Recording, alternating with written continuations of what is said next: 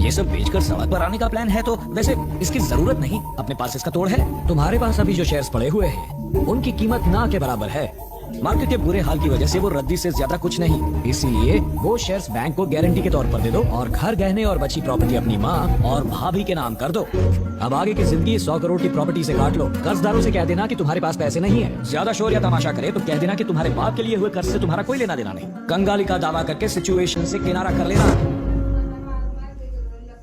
ये कोई नई बात नहीं है, अमीर लोग तो इस तरह का गेम खेलते ही रहते हैं। 2-3 साल मुंह पर ताला लगाकर पीछे अपना बिजनेस चलाते रहो। लेकिन ऐसा करने से पापा की इज्जत खाक हो जाएगी। वो खुद खाक हो गए। Sir please. मुझे एक बात बताओ, तुम्हारी प्रॉब्लम क्या है? सर, लोगों ने जिस भरोसे से पापा को कर्ज दिया है वो तोड़ना ठीक होगा? तो क्या परिवार को सड़क पर लाना ठीक होगा? आप जितना भी कहें मैं आपकी बात से कन्विंस नहीं होगा। It's against my values. Values? In values की झूठी शान बनाए रखने के लिए अपने परिवार को तबाह करना ठीक होगा?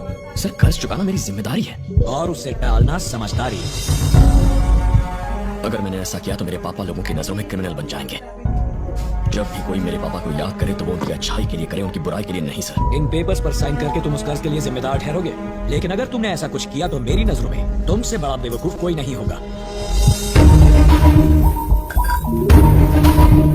300 करोड़ एक सिग्नेचर से फैसला हो जाएगा कि तुम बागेश्वर में रहोगे या मीरा रोड में, रोल्स रॉयस में घूमोगे या बस में धक्के खाओगे, होटल में खाना खाओगे या मंदिर में। ये एक सिग्नेचर तुम्हारी किस्मत पलट सकती है, इसलिए एक बार फिर से सोच लो।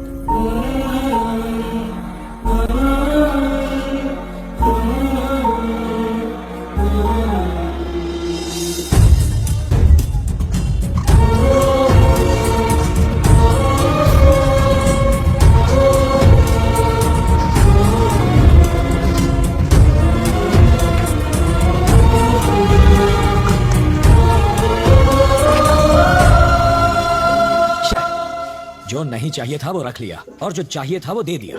जज्बात में बहकर ये तो अपने होशो हवास खो बैठा है। अब तुम अपनी बेटी की जिंदगी का फैसला सोच समझ कर करना।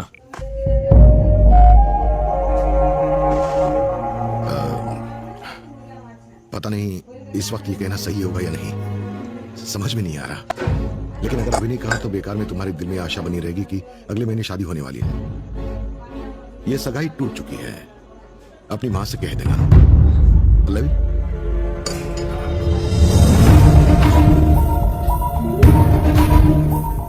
पल्लवी, सगाई के वक्त जब मैंने उसे अंगूठी पहनाई तब भी वो चुप थी। मुझे लगा वो शर्मा रही है, पर अब जब वो मुझे छोड़ के जा रही है तो भी वो चुप है। पता नहीं इसका क्या मतलब निकाला।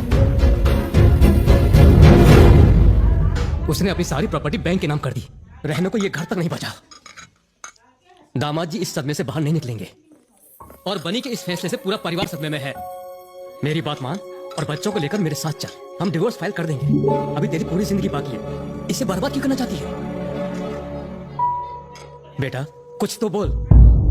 बनी, डैडी जा रहे हैं, प्लीज इन्हें कार तक छोड़कर आ जाओ। मैं खुद चला जाऊंगा। चलो। कॉफी पियोगे?